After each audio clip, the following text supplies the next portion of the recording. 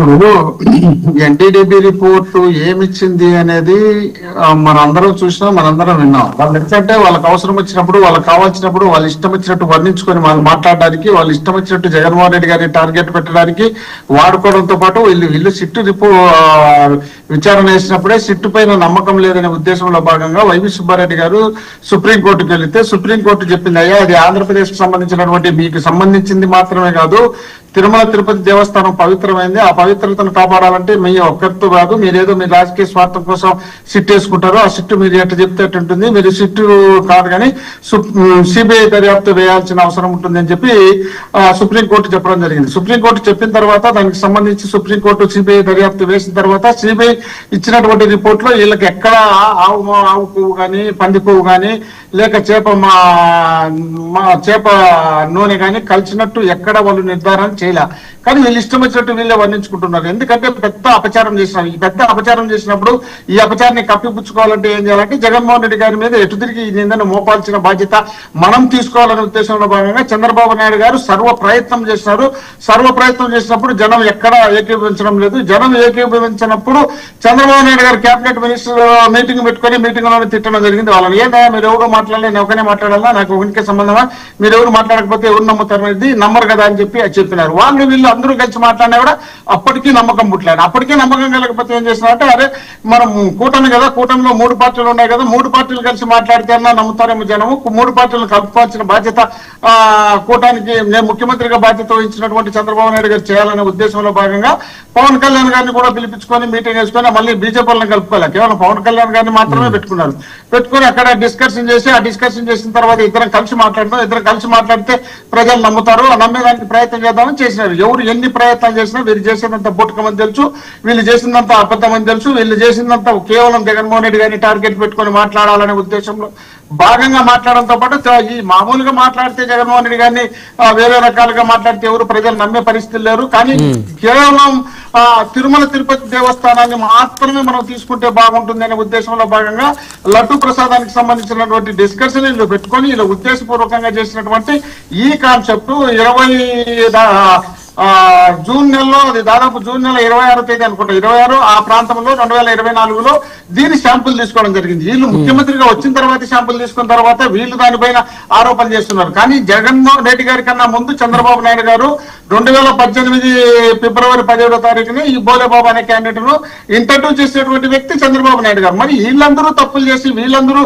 మోసాలు చేసి దాన్ని తీసుకొచ్చి జగన్మోహన్ రెడ్డి గారికి అంటగట్టాలనే ఉద్దేశంలో భాగంగా ప్రయత్నం చేస్తున్నారు తప్ప ఇక్కడ ఎవరు నమ్మే పరిస్థితుల్లో జనం లేకపోయినప్పుడు వీళ్ళు ఇష్టం వచ్చినట్టు వీళ్ళు లాస్ట్ కు ఫ్లెక్సీలు వేసుకున్నారు. ఫ్లెక్సీలు వేసుకుని ఆ ఫ్లెక్సీలలో జగన్మోహన్ రెడ్డి గారి, వైవి సుబ్బారెడ్డి గారి, భూమన కరుణాకర్ రెడ్డి గారి ఫోటోలు వేసి అక్కడ నమ్మించామని ప్రయత్నం చేసి, అప్పుడు ఆ ప్రయత్నంలో భాగంగానే అక్కడ మేము తిరుమల తిరుపతి దేవస్థానం పవిత్రత తగ్గకూడదు, ఆంధ్రప్రదేశ్ లో ఉన్నటువంటి మా ప్రభుత్వం తిరుమల తిరుపతికి సంబంధించినటువంటి పవిత్రత గురించి వీళ్ళు పోస్టర్లు చేసినారు, వీళ్ళే ఆరోపణలు చేసినారు. ఈ ఆరోపణల వల్ల రాష్ట్ర ప్రజలకు అన్యాయం జరగకూడదు, అయ్యా ఏదైనా దేవుడా క్షమించదితే వెంకటేశ్వర స్వామి గుళ్ళకు ఆ వైఎస్ఆర్సీపీ తరఫున మా నాయకుడు జగన్మోహన్ రెడ్డి గారి ఆదేశాల మేరకు మేము టెంపుల్ల దగ్గరికి వెళ్లి ఆ టెంపుల్ల దగ్గర పూజలు చేసే కార్యక్రమం తో పాటు 101 టెంకాయలు అక్కడ కొట్టి, అయ్యా క్షమించండి రాష్ట్ర ప్రజలకు ఏది ఇబ్బంది కలగకూడదు అనే ఉద్దేశంలో భాగంగా వెళ్లాలని అమ్మటి రాంబాబు గారు వెళుతున్నప్పుడు ఆ పోస్టర్ ఫ్లెక్సీ కనిపించినప్పుడు అక్కడ ఉన్నటువంటి వ్యక్తులకు, అయ్యా ఈ ఫ్లెక్సీలు ఈ విధంగా పెట్టి వివాదాలు సృష్టించకండి, వివాదాలు సృష్టించడం మంచి పద్ధతి కాదు, కానీ మేము తీయాలనుకుంటే మేమే తీసేయచ్చు, దీన్ని మీరు తీయండి అని చెప్పి ఆయన వెళ్ళిన తర్వాత ఆయన మీద దాడికి వెళ్ళినప్పుడు, ఆ దాడికి వెళ్ళేటప్పుడు మామూలు దాడి చేయకుండా వీళ్ళు ఇష్టం వచ్చినట్టు పోలీసులు వెంట పట్టుకొని వీళ్ళు ఇష్టం వచ్చినట్టు దాదాపు రాష్ట్రంలో ఉన్నటువంటి క్యాబినెట్ ర్యాంకు అర్హత కలిగినటువంటి చైర్మన్లు కూడా వెంట పడి కొట్టడానికి పోయి, తిట్టడానికి పోయి, రకరకాలుగా నానా రకాల దుర్భాషలు ఆడినప్పుడు ఏనేదో ఒక మాట మాట్లాడితే ఆ మాటను పట్టుకొని పదే దాన్ని దృష్టిలో పెట్టుకొని ఆయన ఇంటికి వెళ్లి మళ్ళీ చెప్పినాడు, ఎవరు అంబటి రాంబాబు గారు నేను మాట్లాడకూడదు, ఈ స్థాయి నాది కాదు, నేను ఒక కేబినెట్ మినిస్టర్ గా పనిచేసిన, ఒక పార్టీ అధ్యక్షుడుగా ఉన్నా, 35 సంవత్సరాలు 40 సంవత్సరాల రాజకీయ అనుభవం కలిగినటువంటి వ్యక్తిని నేను మాట్లాడకూడదు, ఇది తప్పు అని ఆయన చెప్పిన తర్వాత పశ్చాత్తాపానికి మించిన శిక్ష ఎక్కడ ఉండదు. ఆయన చెప్పిన తర్వాత ఆయన ఇంటి మీద వీళ్ళు ఉద్దేశపూర్వకంగా ఒక కేబినెట్ కేంద్ర మంత్రి, అదేవిధంగా ఒక రాష్ట్రానికి సంబంధించిన ఎమ్మెల్యేలు, అదేవిధంగా చైర్మన్లు అందరూ ముక్కుమ్మడిగా వెళ్లి సాయంత్రం 6 గంటల నుండి రాత్రి 2 గంటల వరకు కూతబెట్టు దూరంలో సీఎం గారు ఉన్నారు. సీఎం గారు అనుకుంటే విత్ ఇన్ నిమిషాల్లో అక్కడికి వెళ్లి పోలీసులు కట్టడి చేయొచ్చు. పోలీసులను పంపించి దగ్గర నిలబెట్టి ఆడ దాడులు చేయించి బండ్లు కాల్పించి వాళ్ళ కూతుర్లు దాదాపు కుటుంబ సభ్యులు అందరూ ఇంట్లో ఉన్నప్పుడు డాక్టర్లుగా ఉన్నటువంటి ఆ కూతుర్లను వాళ్ళను వీళ్ళని అందరినీ భయభ్రాంతులకు గురి చేసే కార్యక్రమం కాకుండా ఈ విధమైనటువంటి భయభ్రాంతులకు గురి చేస్తే వైఎస్ఆర్ కాంగ్రెస్ పార్టీ వాళ్ళు ఎవరు ముందుకు రాకూడదు, ముందుకు రారు అనే ఉద్దేశంలో భాగంగా వీళ్ళు చేసినటువంటి ప్రయత్నం వీళ్ళకు రివర్స్ కొట్టిన తర్వాత ఇప్పుడు ఇది మనకు ఎటు తిరిగి మరీ ఇంత డ్యామేజ్ జరుగుతుంది. దీనిపైన జగన్మోహన్ రెడ్డి గారు ఓదార్చడానికి వెళ్ళినప్పుడు దాదాపు 32 కిలోమీటర్ల నుండి తాడేపల్లి నుండి గుంటూరుకి దాదాపు 30-40 నిమిషాలు రావచ్చు. కానీ జనం తండోపతండాలుగా వచ్చి జగన్మోహన్ రెడ్డికి నీరాజనం పలుకుతున్నారంటే ఇక్కడ మనం ఫెయిల్ అయినామని జనం భావించినారు. జగన్మోహన్ రెడ్డి గారు చేస్తున్నది కరెక్ట్ అని భావించినారు కాబట్టి జగన్మోహన్ రెడ్డి గారికి ఈ విధమైనటువంటి స్పందన ఉంది. ఖచ్చితంగా అంటే ఇక్కడ ఎపిసోడ్ వేరు, అక్కడ లడ్డు ఎపిసోడ్ వేరు. మోహన్ రెడ్డి గారు ఇక్కడ మాజీ మంత్రి ఇంటి మీద ఒక నిమిషం, ఇక్కడ మాజీ మంత్రి ఇంటి మీద దాడి జరిగినటువంటి ఆ నేపథ్యాన్ని అందరూ కూడా ఇప్పుడు తప్పు పడుతున్న పరిస్థితి స్పష్టంగా కనపడుతుంది. ఆయన మాట్లాడినటువంటి అంశం చాలా తప్పు. ఆయన తొందరపడి నోరు జారి ఆయన మాట్లాడినటువంటి విధానం ఆ పార్టీ కార్యకర్తలందరినీ కూడా ఆగ్రహావేశాలు గురి చేసింది. కాబట్టి వాళ్ళు మరి కాస్త తొందరపడి ఆయన ఇంటి మీద దాడి చేశారు. ఆ తర్వాత ఆ దాడి తప్పని చెప్పేసి ఈ రోజు అందరూ ఖండిస్తా ఉన్నారు, ప్రజా సంఘాలు ఖండిస్తామని అందరూ ఖండిస్తా ఉన్నారు. చట్ట ప్రకారమే ఆయన మీద చర్యలు తీసుకోవాలి, కానీ దాడులు తప్పు అని చెప్పేసి బీజేపీ ఎమ్మెల్యే విష్ణుకుమార్ రాజు గారు కూడా నిన్న ఆయన రైజ్ చేశారు, ఆయన వాయిస్. అదేవిధంగా సుజనా చౌదరి గారు కూడా మాట్లాడుతూ ఉన్నారు దాడులు తప్పు అని చెప్పేసి. అయితే ఆ దాడి జరిగింది కాబట్టి జగన్మోహన్ రెడ్డి గారు వచ్చారు, స్పందన పబ్లిక్ అక్కడికి వచ్చారు. ఈ ఎపిసోడ్ వేరు, ఇది లడ్డు కల్తీ అంశం ఇది వేరు. ఈ అంశంలో వైసీపీకి ఏమి సానుభూతి వచ్చే పరిస్థితి ఉండదు. ఎందుకంటే మీ హయాంలో కల్తీ జరిగింది అనేది ఇక్కడ బలంగా ముఖ్యమంత్రి ఉప ముఖ్యమంత్రి చెప్తా ఉన్నారు. ఈ రెండు ఎపిసోడ్లు మీరు కలపకండి. మనము ఒక్కటి గమనించాల్సిన అవసరం ఉంది. 2018లో బోలే బాబా అనే క్యాండిడేట్ ను ఫిబ్రవరి 17వ తారీఖున చంద్రబాబు నాయుడు గారు ఇంట్రడ్యూస్ చేసినటువంటి ఇది ఆ సంస్థ వచ్చేసి చంద్రబాబు నాయుడు గారు చేసిండేది. చంద్రబాబు నాయుడు గారు చేసిన తర్వాత జగన్మోహన్ రెడ్డి గారు ముఖ్యమంత్రిగా ఉన్నప్పుడు 2022లో దాన్ని బ్యాన్ చేసి దాదాపు 17-18 ట్యాంకర్లు రిటర్న్ పంపిస్తే అదే ట్యాంకర్లు వీళ్ళు అధికారంలోకి వచ్చిన తర్వాత మళ్ళీ తెప్పించుకుని దాన్ని వాడినారని బ్రహ్మాండమైనటువంటి నిర్ధారణ అయింది. వీళ్ళు వచ్చిన తర్వాత వీళ్ళు ముఖ్యమంత్రిగా బాధ్యతలు తీసుకున్న తర్వాత దానిపైన మళ్ళీ పరీక్షలు చేయడం జరిగింది అని అప్పుడు కల్తీనే వీళ్ళు నిర్ధారణ చేసుకున్నారు. కానీ వీళ్ళు చేసిన కార్యక్రమం అది కంటిన్యూ జరిగిన దాంట్లో భాగమే తప్ప దానిలో పంది కొవ్వు లేక ఆవు కొవ్వు లేక చేప నెయ్యి నూనె ఇలాంటివన్నీ ఏమీ లేవని చెప్పిన తర్వాత కూడా వీళ్ళు ఉద్దేశపూర్వకంగా తిరుమల తిరుపతి దేవస్థానానికి సంబంధించినటువంటి పవిత్రతను డ్యామేజ్ చేస్తూ దీన్ని తప్ప ఇంకా వేరేది ఏది మాడినా జగన్మోహన్ రెడ్డి గారు డ్యామేజ్ గారు.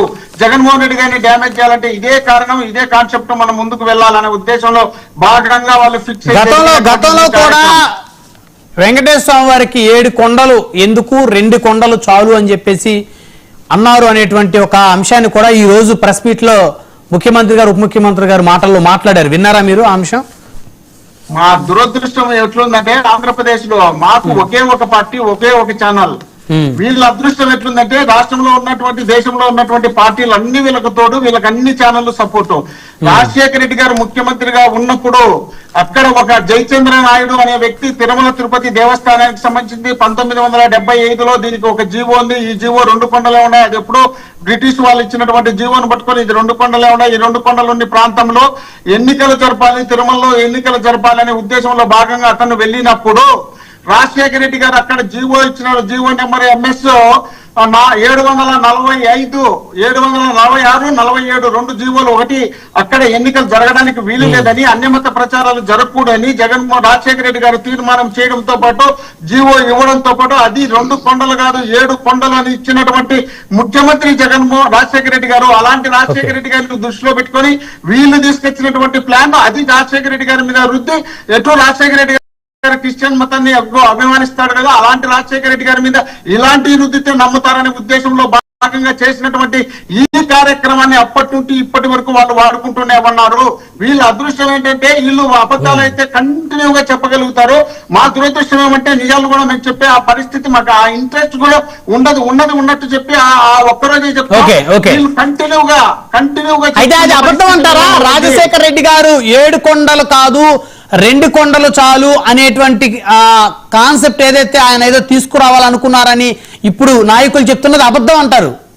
746 జీవో నెంబర్ రాజశేఖర రెడ్డి గారు ఇచ్చినటువంటి జీవో ఇది 7 కొండలు కాదు 2 కొండలు కాదు 7 కొండలని 747 రాజశేఖర రెడ్డి గారు ఇచ్చిన జీవో ఇక్కడ అన్నమత ప్రచారాలు జరగకూడదని ఇక్కడ ఎన్నికలు జరగడానికి అవకాశం లేదు. మరి ఆరోపణ ఎందుకు వచ్చింది రాజశేఖర రెడ్డి గారి మీద ఎందుకు వచ్చింది సార్ ఆరోపణ?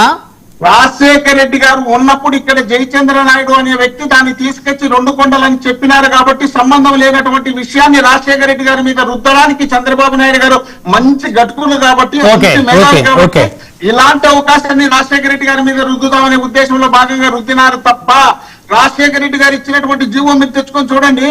747 746 జీవోలు ఇప్పుడు తెప్పించుకోండి. నేను చెప్తున్నా కదా, తెప్పించుకొని చూసిన తర్వాత ఇది రాజశేఖర రెడ్డి గారు ఇచ్చినారా లేదని చూడండి. 7 కొండలని ఇచ్చినటువంటి వ్యక్తి రాజశేఖర రెడ్డి గారు, ఇక్కడ అన్ని మొత్తం ప్రచారాలు జరగకూడదని ఇచ్చినటువంటి రాజశేఖర రెడ్డి గారు, ఇక్కడ ఎలక్షన్ జరగకూడదని ఇచ్చినటువంటి వ్యక్తి రాజశేఖర రెడ్డి గారు, దాన్ని దృష్టిలో పెట్టుకోకుండా ఆ 2 కొండలు అని వచ్చినటువంటి వ్యక్తి జయచంద్ర నాయుడు, ఆ జయచంద్ర నాయుడు వచ్చినాడు కాబట్టి ఆ 2 కొండలు అన్నాడు కాబట్టి దీన్ని తీసుకుపోయి రాజశేఖర రెడ్డి గారి మీద రుద్దితే ఈయన మీద మనకు మోస్తుంది